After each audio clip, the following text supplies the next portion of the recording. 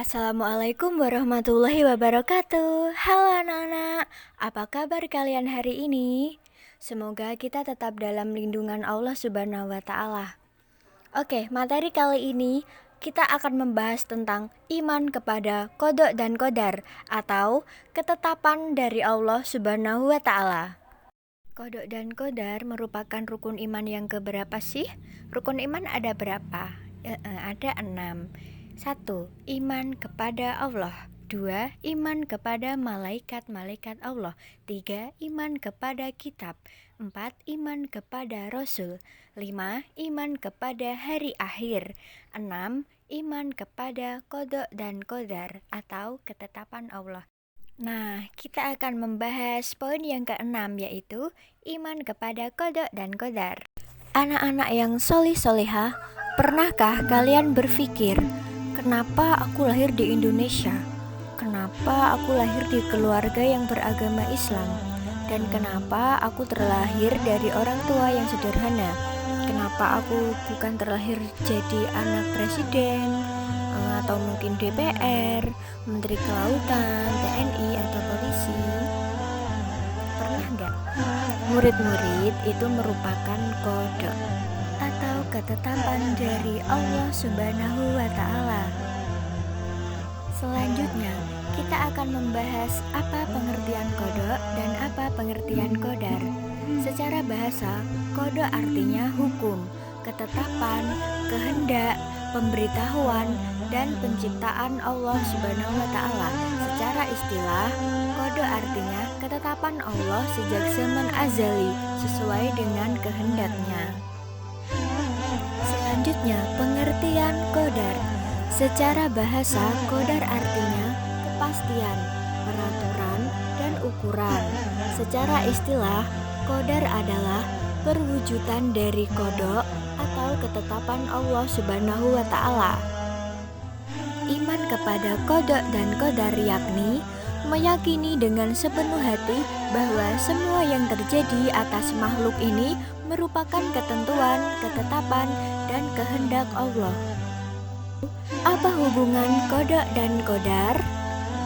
Qada dan qadar memiliki hubungan yang tidak dapat dipisahkan dan merupakan satu kesatuan.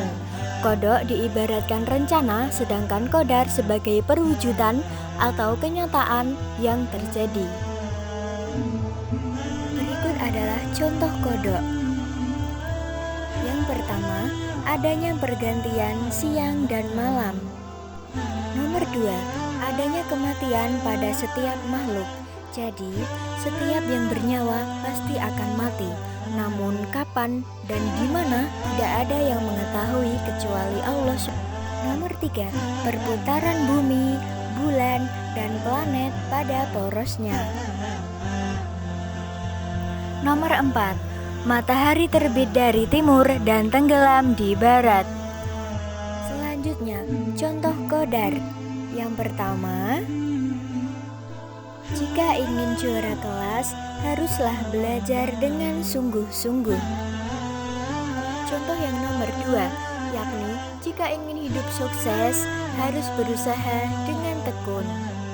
Nomor 3, jika ingin tercapai cita-cita, harus rajin berdoa dan pantang menyerah. Jika ingin menghafal Al-Quran, harus rajin menghafalnya dengan serius. Selanjutnya, qadar disebut dengan takdir.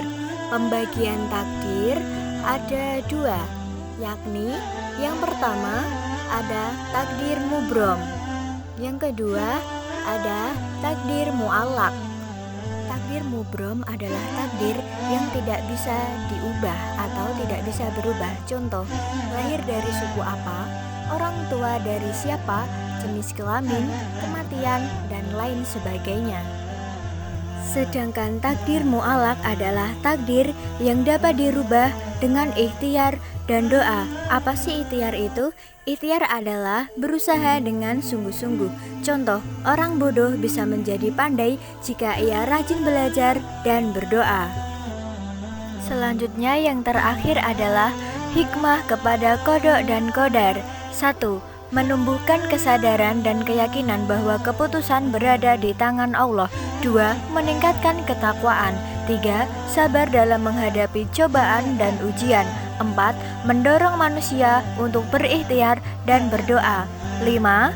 Tentu saja kita tidak mudah berputus asa.